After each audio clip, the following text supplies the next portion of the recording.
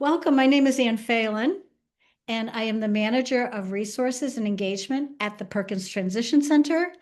We are a virtual hub of everything transition. We're under the auspices of the School for the Blind. However, we do support all disabilities, and we welcome you all tonight.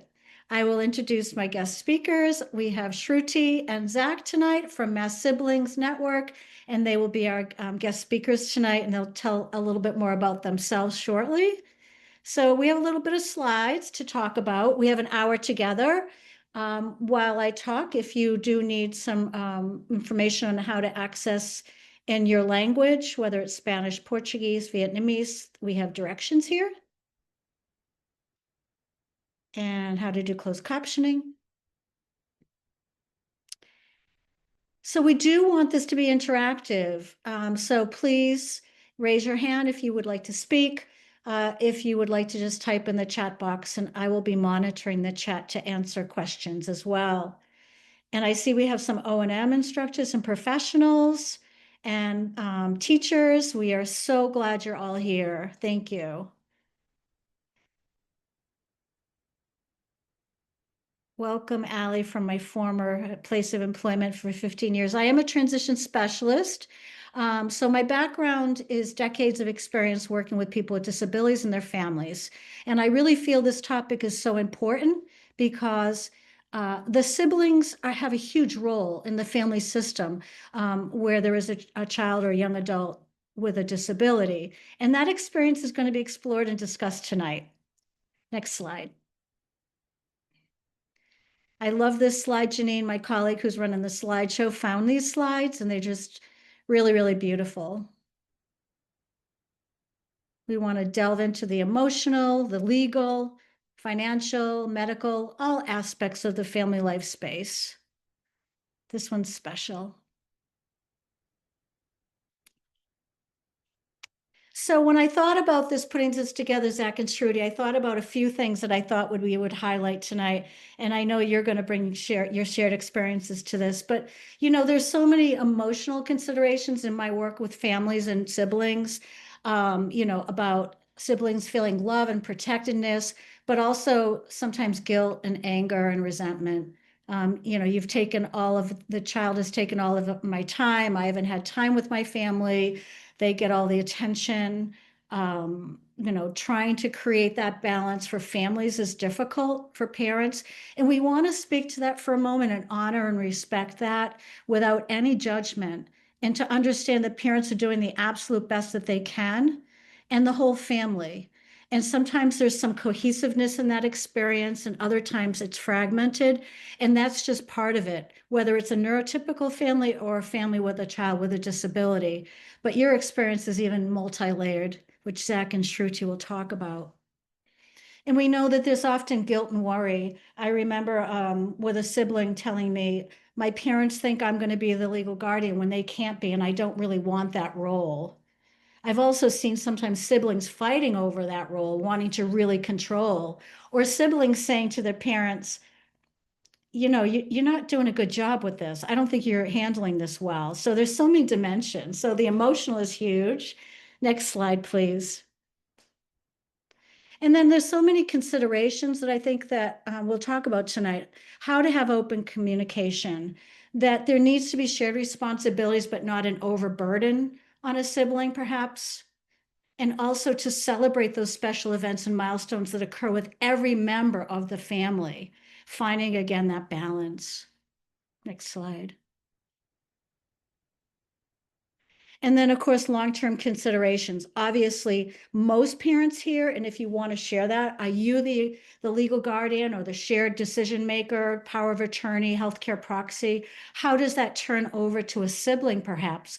Or how does it occur if a sibling doesn't really want to take that role? And then, of course, the life transitions. You're going to college, you're afraid to leave the family because you've been such an important part of your sibling's life, taking care of them, perhaps, maybe even babysitting or being a caregiver, and learning to live your own life as a sibling. And then I think that meeting you, Shruti and Zach, I know that there's so much love and compassion as who you are. And I can't wait to let you talk. I'll stop now. Next slide.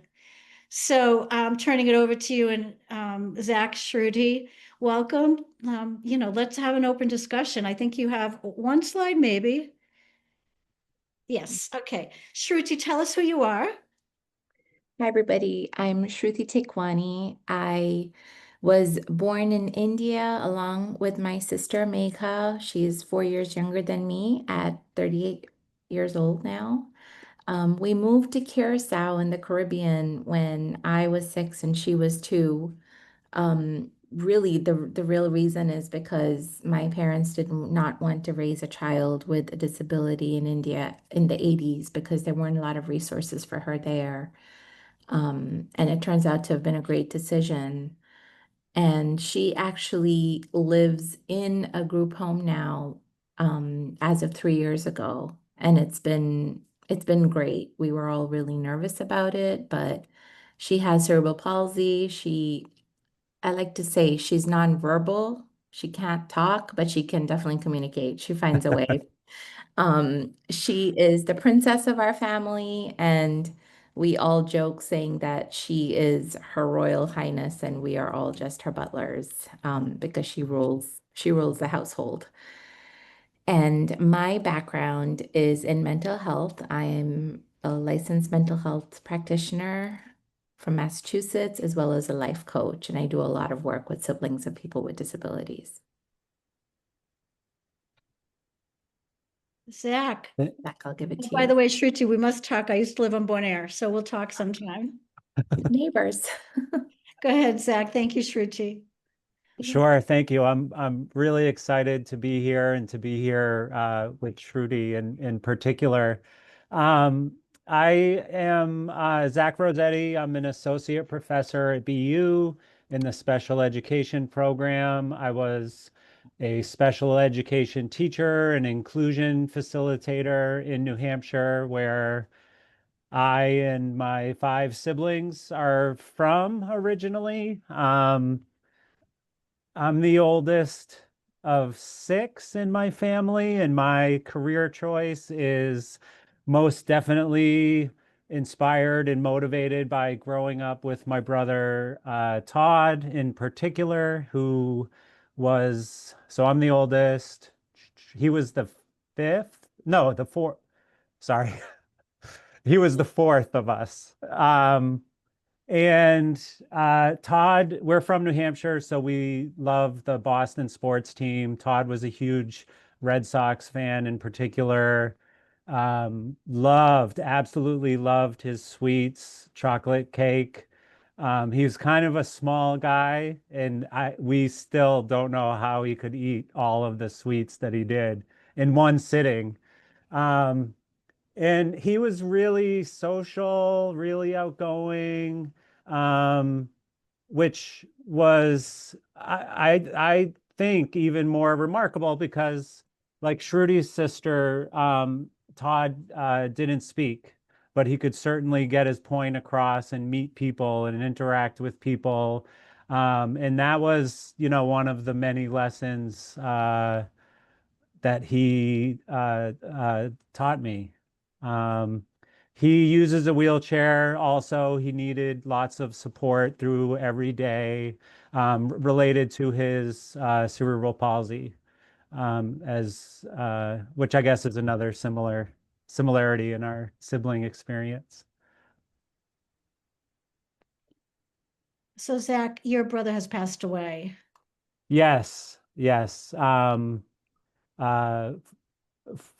I'm not going to be able to do the math on the spot. And 5 or 6 years ago, and it Six. still feels 6 years. Yeah. so fresh and so emotional. And Yeah. I every time I talk about him, it's a battle to try to keep it together. So we'll Yeah. see. Well, we honor Todd, talking about Todd tonight. We want to honor all the siblings who have passed away. That's part of this discussion. The grief about the loss of a life. And some of our siblings have medical complexities. Um, both of you, I just want, a couple of questions I want to ask you. And of course, I want this to be open because you're going to have so much to share. But, if you were thinking about the most difficult time as a sibling in a lifespan from now to where you are as adults. What might have been a difficult time for you, and how did you navigate that? Hmm. I can start if you want, Zach. Sure. It's hard to pick one, but I would say it's, I mentioned I'm a mental health counselor and I actually specify in grief and trauma. And one of the reasons I was so attracted to grief counseling was because of the disenfranchised grief, because in a way I felt like I was grieving all my life. My sister is still alive, but definitely not the sibling I thought I was promised. She's younger than me, and I thought, okay, here's my best friend for life when she was born. But instead, I feel more like her mother. And so that realization was really difficult for me. I was kind of in denial until I'm embarrassed to say till about my 20s, where I was just kind of waiting for her to know one day when she walks, one day when she can talk, one day when she can communicate, one day when we can do things together. And that was like the aha of, okay, this is not going to happen. And that was really difficult for me. Um, and then the other part was I mentioned as of 3 years ago, she transitioned to a group home. And while it's been wonderful and she has loved it, it was a very, very tough decision for my family and I to make. No regrets, but it was a very tough time for us. Do you feel that a contributing factor is your cultural background and the family system with families from Asia, India? Absolutely, 100%, 100%. We are Indian, and we believe that, you don't abandon your family. And a lot of it that was difficult for me personally was supporting my parents. My parents are very progressive. They're very open-minded and practical. And all of us agreed that we wanted her to be settled in this home before there was a need for it. So let's not wait till one of us passes away. Let's do it beforehand so we can help her get oriented while we're still around. And part of the cultural piece came into play when we got judgment from other people in the culture, and kind of Hmm. staying strong and saying, no, we know what's best for her. We're doing this for her. But yes, you're right. A lot of it was that. Zach, how about you? You've had some time to think about that. Sure. I think um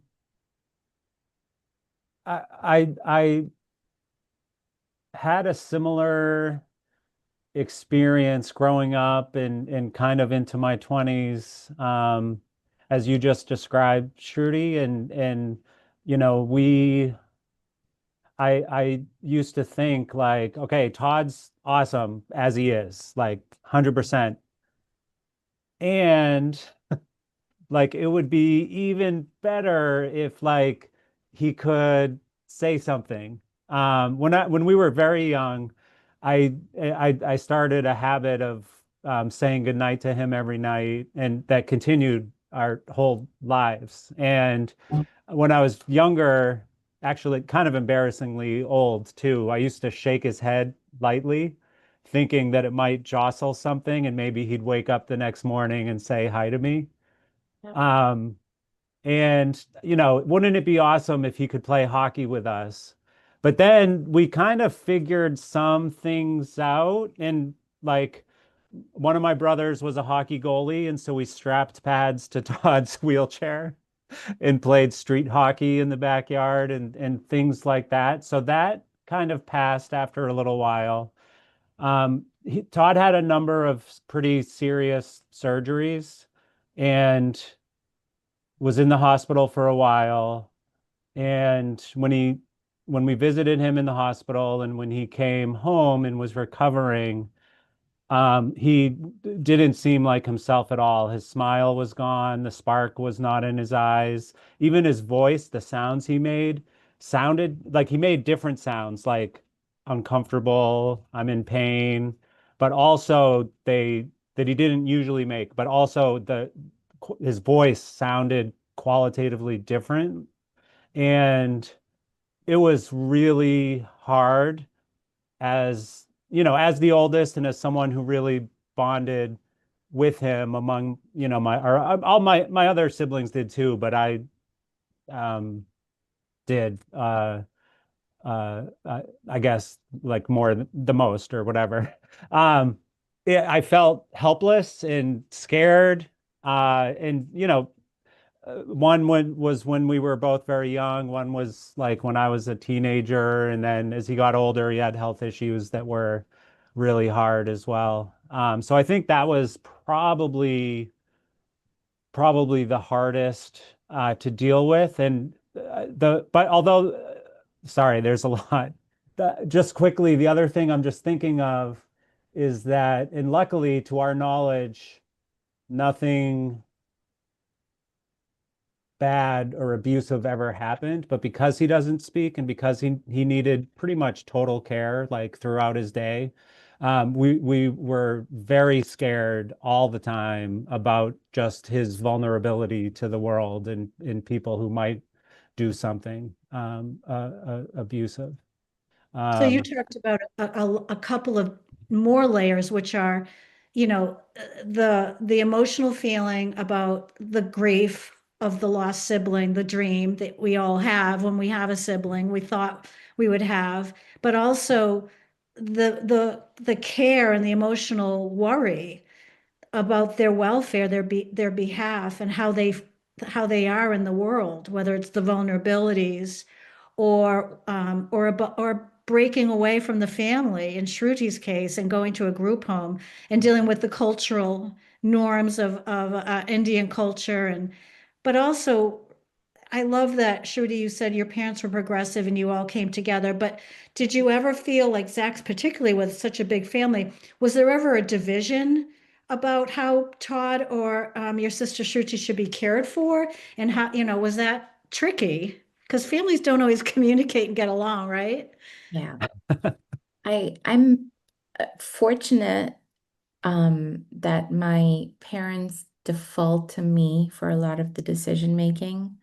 Of course, it doesn't always feel like it's a fortunate situation because sometimes it can feel like pressure and loneliness.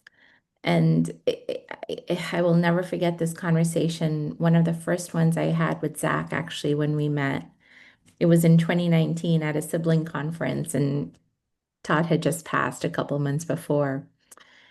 And I talked about how lonely it was being the only other sibling and how, I was kind of in charge of all these decisions and if I had other siblings, maybe it wouldn't have been as lonely and Zach kind of put it in perspective and said, well, I do have other siblings. And yet, Zach is clearly the one leading the care for Todd, if you will.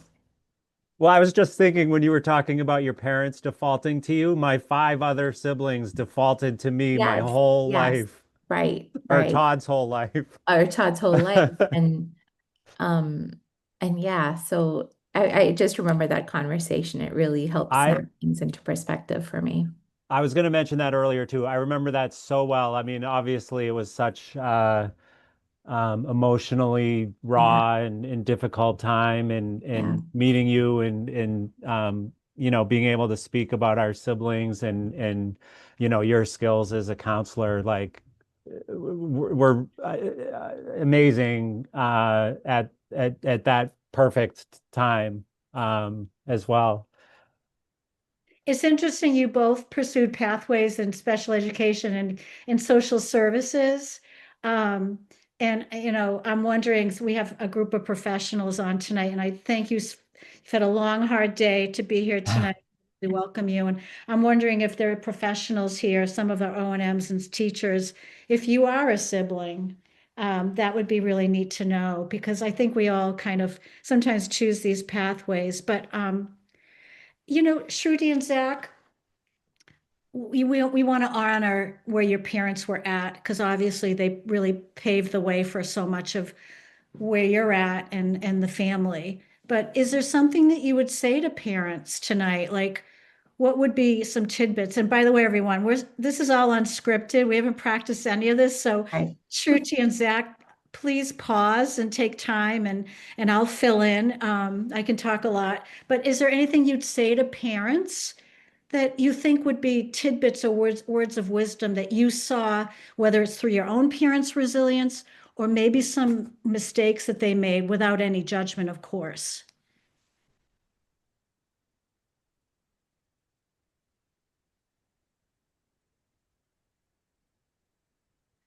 I think for me, it would be, from day one, obviously my sister needed more attention. It was obvious, and I'm still okay with it. There's no resentment there. My advice would be to be honest about it and not try to cover it up and not try to say, no, everyone gets equal time, because that's just not true. And to just be communicative and to speak to all the children and have open discussions and ask them what they want, because as you mentioned earlier, not every sibling wants to be involved. Um, Everyone's a different human, and I think one of the gifts my parents gave me was to communicate with me and to I was involved from day one. It wasn't a choice, and I wouldn't have it any other way. But I can imagine that if I had wanted to kind of go on my own way, that might have not felt as good. So that one piece of advice would be your your child with a disability is going to need more attention and time, and that's okay. Just be honest about it and be clear about it.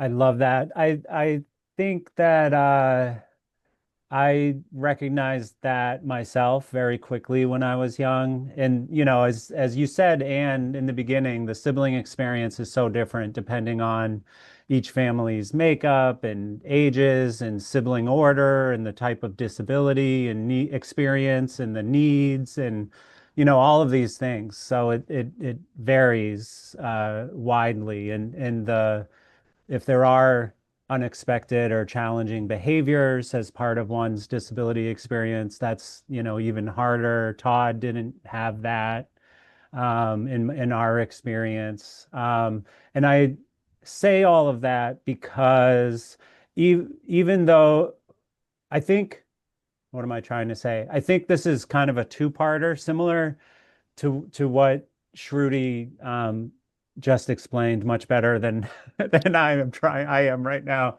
Uh, I think that part of the sibling experience, because there are multiple and sometimes conflicting emotions and reactions, um, I think that it's important for families to recognize that there are multiple um, emotions and reactions, and sometimes you're frustrated, sometimes you're tired and don't want to do the support or care that you might do on a daily basis, and it doesn't mean you hate your sibling anymore. It's just that you're tired, and other times, you're geared up for it. And so I think that probably goes both ways, because if parents recognize that siblings might have different emotions or sometimes conflicting reactions and try to roll with it and just talk openly about it, we also recognize, like, yeah, Todd has to go to this appointment and we only have one car, or my mom was a single mom for a while, so of course we all have to go, and things like that. So I guess I would say to any of the parents who are on here or watching this in the future that like it's give yourself some grace too. Like, it's okay. We recognize the difficulties, whatever they are, and that there probably needs to be more time. Um, and I would just add, as kind of a segue too, I imagine we'll talk about future planning sometime soon, but I would extend Shruti's recommendation about open communication throughout the lifespan from that young age about what needs to happen, about expectations, about how are we feeling or what do you need. Yeah. This has been, you've been very busy this week. You've done a lot. Like what can I do to help or what do you need? But also, and that will build and extend into the future planning discussions, and having those in a non-judgmental way as well. Because those conversations, I don't want to jump ahead because there's a lot of stuff in the middle that we haven't talked about yet, but those can be really challenging, really sensitive. I was thinking, I was looking at one of our guests today who recently got married, and I wonder what it's like when you're a sibling and you marry someone, and that person now in your life has a sibling with a disability, right? And I wonder what that experience is like. And I'm wondering if either of you could shed light on that, or if anybody who's in our audience wants to speak to that. Not putting anybody on the spot, you know who. One of my alumni guests at our events. But what's that like, Zach? Do you have a partner? And did your partner know Todd? Yep, I do. We had our 15th wedding anniversary this summer. Um, and she knew Todd before we got married. We got married later in life for multiple reasons. We both went to grad school and did stuff like that. But for me, part of it was I was helping out with Todd a lot still while I was teaching and in grad school. And my mom's one vacation every year was 1 or 2 weeks in the summer to go to the Cape. And I would stay at her house where Todd lived and be there while she took her one vacation of the year. I tried to do weekly as much as possible, but at least monthly dinners at my mom's house while I was teaching. And so I was in New Hampshire a lot when I was um in doing stuff with Todd a lot while I was dating my now wife, and navigating that and it was actually easy once we had a conversation about it, but in my mind, before we had the conversation about it, I was really nervous and anxious about it, and it seemed really impossible. And I did end up spending less time with Todd once I got married, and especially when we had our daughter, which was hard for me. Um, Part of why we got married a little later was, Laura, my now wife, wanted to know everything. She's a lawyer and very logical, and she wanted to know everything. And what does this mean? And if you become a guardian, what does that mean? New Hampshire or Massachusetts, where we live, and what are the different laws in each state? And like, it was like a whole thing. But on a personal level, whenever we were together, Todd couldn't stop staring at Laura and kind of flirting with her. And I used to get so mad at him, jokingly and sometimes seriously, for staring at my girl, my now at Laura. That's a whole nother topic. Pause on that, because I do want to talk about how siblings have a life that their sibling may not have, and how that can be conflicted. Shruti, before we move on to that, and I do want to get to legal considerations. Shruti, do you have anything to shed on that?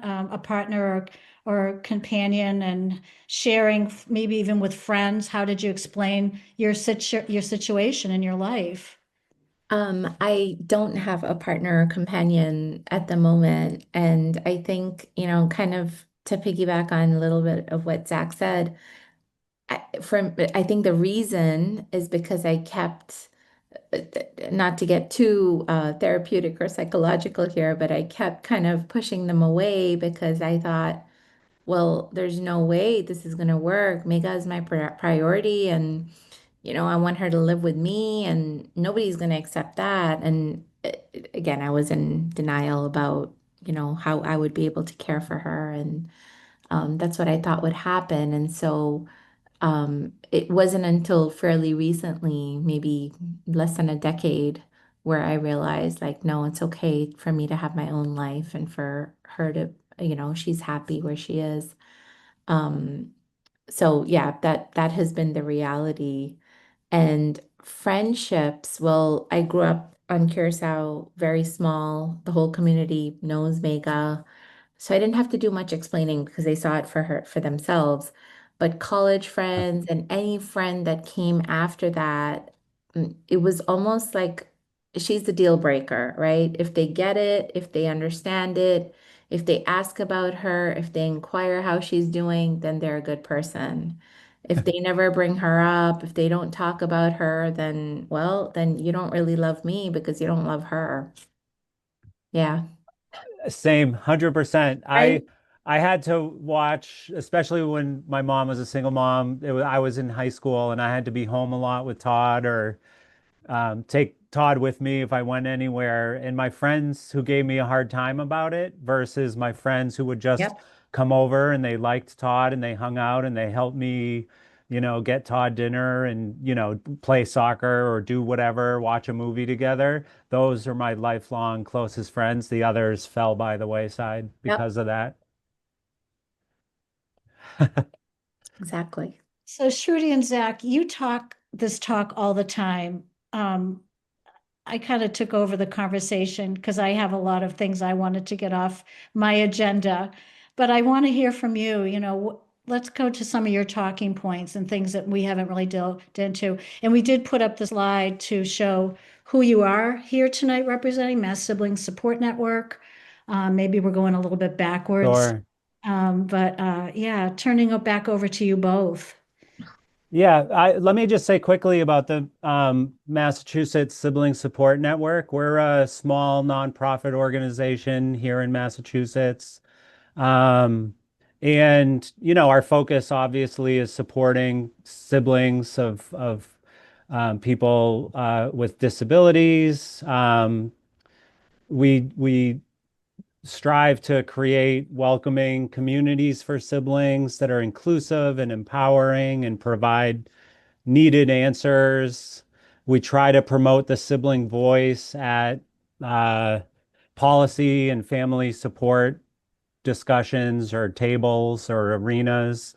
There are so many family support organizations, and siblings aren't often part of that conversation or and part of the trainings, the leadership trainings, et cetera, that parents and primary caregivers and guardians get. So that's part of what we do. And so we offer educational talks, panels, like this, and try to create welcoming communities. Predominantly for adult siblings, we've been offering a monthly sharing space on Zoom where siblings can come together and ask each other questions, and it's facilitated by one of our members. And we try to keep a resource list on our website. I'll put it in the chat in a minute, but we have lots of resources, research updates. Thank you. And videos about some of the technicalities of, future planning and disability trusts and, some of the stuff that, in adulthood you have to focus on. So both of us are part of the Mass MSSN and are happy for anyone who watches this, anyone who's on right now, to reach out to us, and if you have any questions about the organization or anything that we do. One thing for young adult siblings, we talked about relationships, friendships, and spouses or partners. The college or post-secondary college decision was a big one for me. And I'm curious, I don't know if I know this about you, Shruti, but for me, I wanted to go far enough away that I could have a college experience and not be drawn back to New Hampshire to support Todd for all of the minor things that came up or whatever. So far enough away, but close enough that I could still be around in bigger emergencies or see him and not be halfway across the country. So I went to college in Vermont, 3.5 hours from our house in New Hampshire. My college experience, so I mentioned I grew up on Curacao, a little Caribbean island, and at that time when I graduated high school, most people left the island for higher education.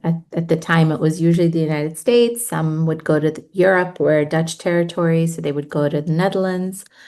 And so it wasn't really something we thought about. We just kind of did it. Um, I don't think the option of not going to college was ever entered my mind because that's what you did after high school. And yeah, that's what I did. And I chose Massachusetts. I chose Bridgewater Oh, State that's right. College. Yeah, because I was really sick of living in a fishbowl here on the island and everyone, knowing your business. And I wanted to go somewhere where I guess subconsciously I didn't want to be somewhere. I wanted to be somewhere where I could be my own self. And yeah, I knew nobody on that campus. And I was the only Indian on that campus at the time. And that was really good for me to just discover myself. Nice. Yeah, you don't often have that opportunity as a Right. sibling of someone with a Exactly. disability. Exactly. Do we want to talk a little bit about the legal aspect? Because that's really important. Zach, Yeah, you were the guardian for Todd? I so it's really no, I wasn't. I was going to be um and the conversation, it was really hard to have any of these kind of future planning conversations with my mom because she was adamant that she was the mom, Todd was her child, and I was the sibling, and I should have my own life. And it was hard because I 100% wanted to be involved and be the guardian. I didn't know exactly what that, I broadly knew what it meant. I didn't know the procedure.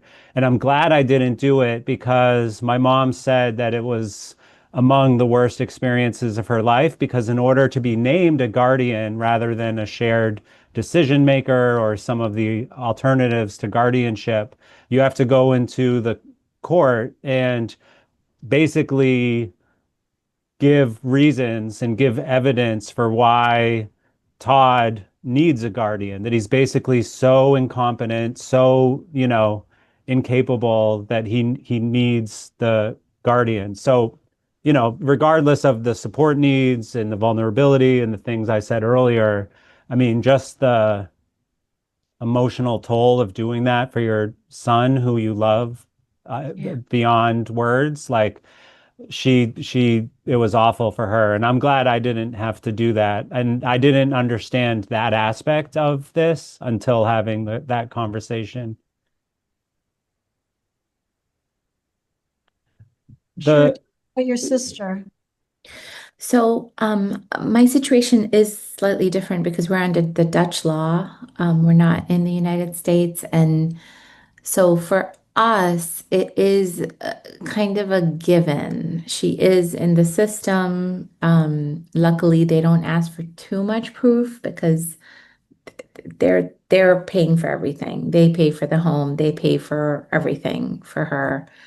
Um, so it's kind of given. And It's funny this comes up because when I did go away to college, there I was in Boston, and my big fear was something would happen to my parents. You know, they would get into a car accident or something in the middle of the night, and then what happens to her until I fly down? I think I watched a lot of Lifetime movies at the time, and things got into my head, but I insisted they write a will. I insisted that I have a will. I insisted everything be in black and white because I didn't want the government to take my sister even for a few hours. And luckily, you know, it was fine. But where things stand right now, it's kind of by default. Um, like she gets a little bit of, it's not really disability pension, it's called unemployment pension. She gets a little bit of that. So we get custody automatically. Okay, so you reside still in Curacao. Yes, Gotcha. And your I sister's from, shuttle a lot, but and, yes, and most she's days in a there. group home in Curacao. Yes, yeah, Okay, gotcha. Okay. yeah. I think one of the key things, and like I said, we have some technical resources on our website, but one of the key things in all of this is to start the conversation early and make a plan before you need it.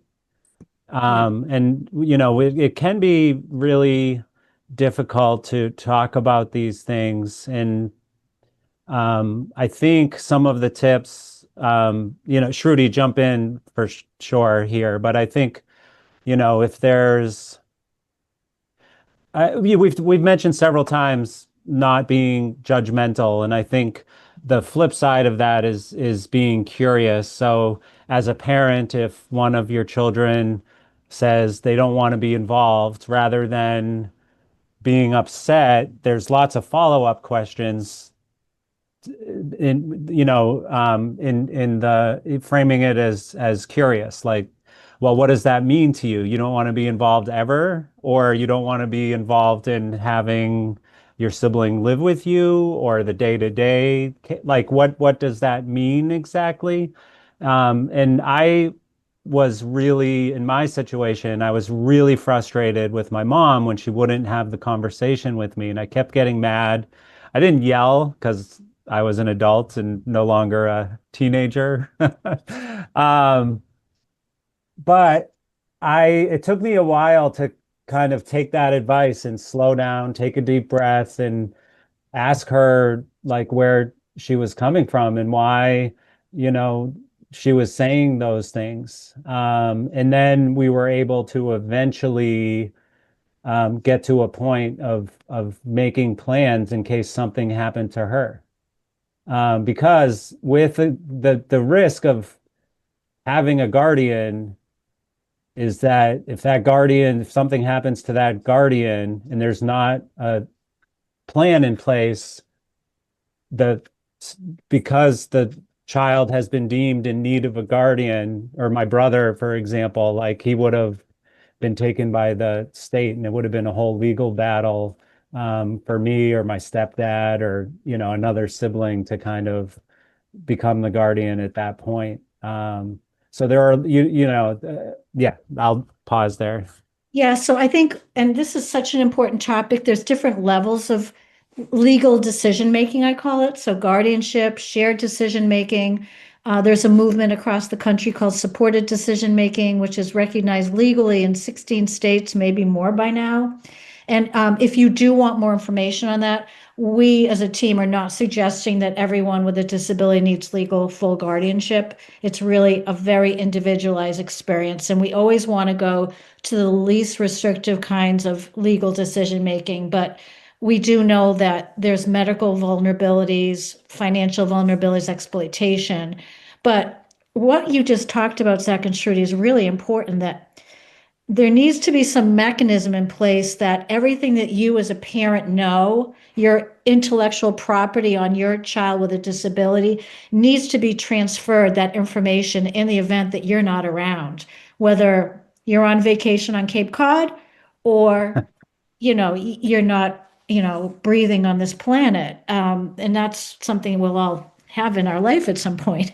So we do strongly share, suggest that you have someone connected in your life that knows everything, whether it's on a spreadsheet or a document that shows who's their case manager, what has to happen every month with Social Security, where are all the medical records, who are the medical care providers. Do you want to talk a little bit about that kind of aspect of because the parents really have taken care of everything in most cases here.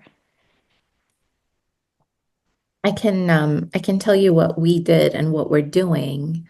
And it's easier now that she's in the group home because that's the everyday stuff. But we decided that it was a lot to leave to one person.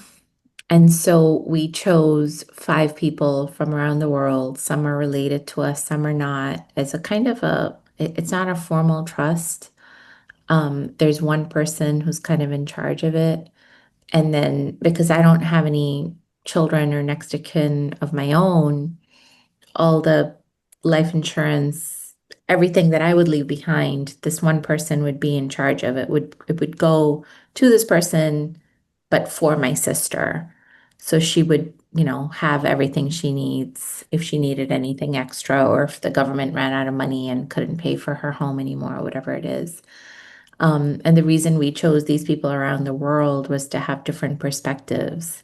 Um, all five are, not all five are related, but all five know her in a different capacity. They come from just different perspectives, different citizenships, because we don't know what happens in the in the world. We don't know what's happening. She's a Dutch citizen, but we don't know what the future holds. And these people have different access to different types of resources. If she needs something, if she needs surgery, some have medical knowledge, some have legal knowledge. It's almost like a board. Wow. But yeah, that's what we've done. And then we do have, right now it's a Google Docs and we update it every once in a while.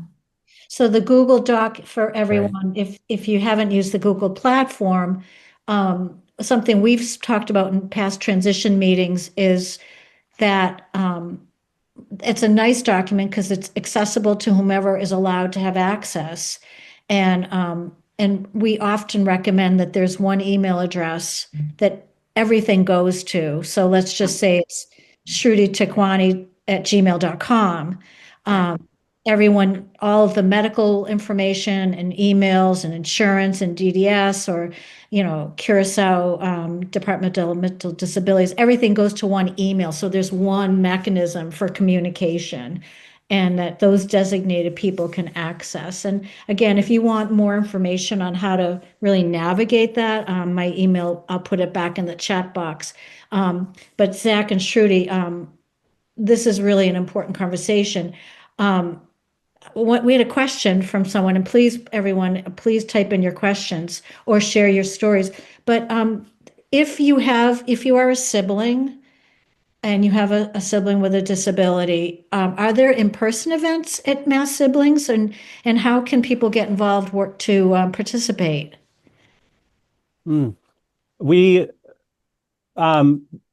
pre-COVID, we had in-person get-togethers, mainly for us, neurotypical, non-disabled adult siblings. Occasionally, folks would come as a sibling pair, which was always fun.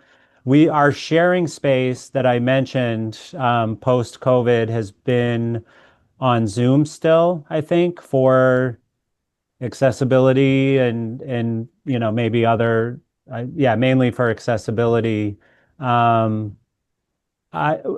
We've talked about collaborating with other sibling groups in New England, and we've talked about sibling events for both siblings. And so maybe that will come to fruition in the near future, in the new year. But as of now, it's just we are just offering this sharing space. Thank you. Any other questions or thoughts? Anything else we didn't cover, Shruti and Zach, as well? We've talked about the emotional consideration. We've talked about legal. We've talked about the family system, the diverse roles that siblings have. When other people enter your life, how to navigate that, and also some tips and tidbits for parents to consider as they navigate this. We have some professionals in the group as well. We have some people from out of state. So if you're looking for resources on how to get support as a sibling or a parent who wants to help your child without the disability, Shruti, Zach, and I are available to help you develop some resources in that area. Absolutely.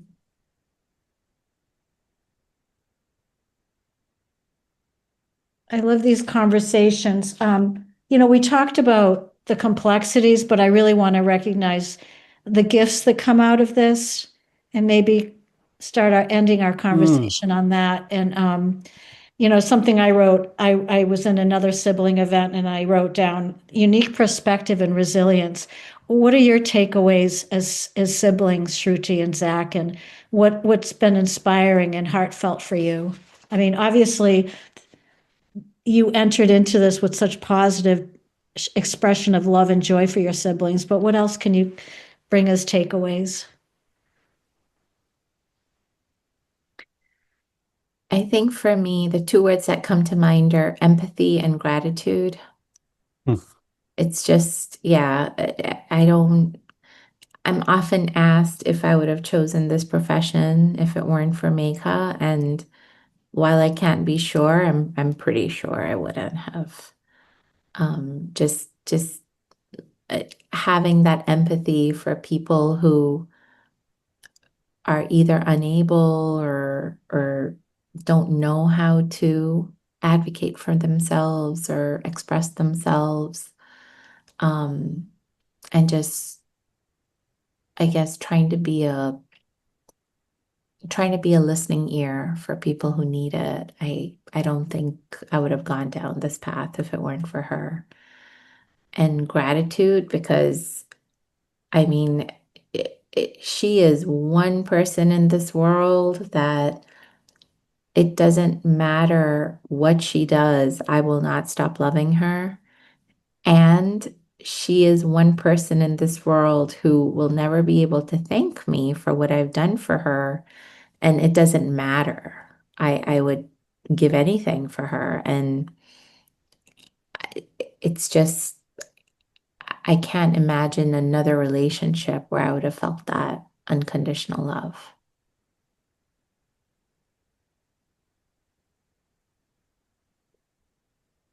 I mentioned earlier, I think that I learned a lot from Todd and consider it a privilege. And I truly, truly do. And kind of echoing some of what Shruti just said, I probably would have been a teacher, maybe not a special ed teacher. Maybe I would have, we were kind of a sporty family. Maybe I would have been a teacher and a coach. But learning about different ways of moving around the world and communicating and interacting with others, all of those, I think, were invaluable. And there's just, I know not all siblings, maybe feel this for a variety of reasons, which I think we've talked about in different ways. But I feel bad sometimes saying it because of that and because of knowing my other siblings. But there was just something, and I think it's partly what Shruti said. There's something about hanging out with Todd. I wouldn't, now I have a wife and daughter, so I have to amend it. But I used to say there's nothing I'd rather do than just sit around with Todd and goof around and watch a Red Sox game or go in the water together. And I absolutely loved the spending that time with him Yeah. more than anything.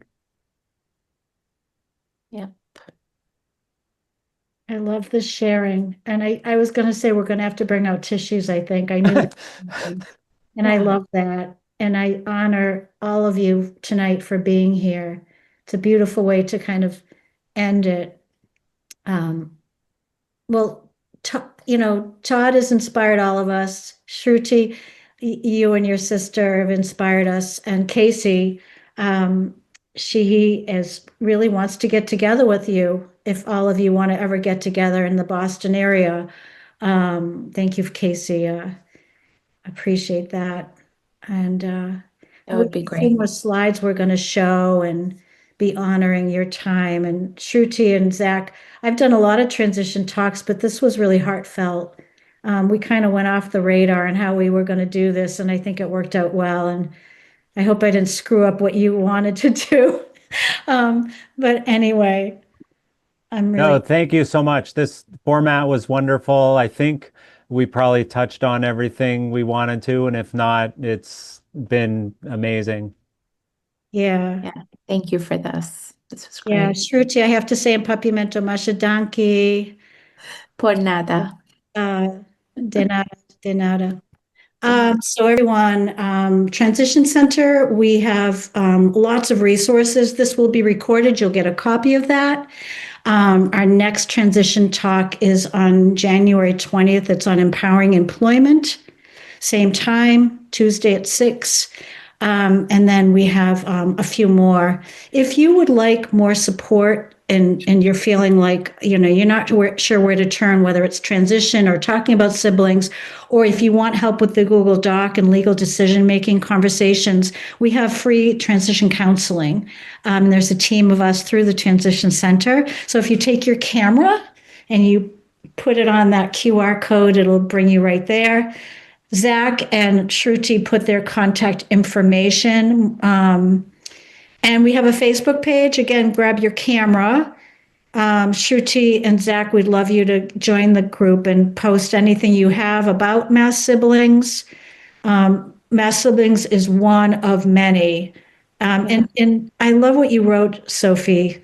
I love what you said. It did feel like a genuine conversation. This was just really, truly beautiful. Thank you. I think that's it for slides, Janine. Thank you, everyone. Thank you. Thank Stay you in for the touch. opportunity. We just built a new community tonight. We're all together, and thank you. Good night, everyone.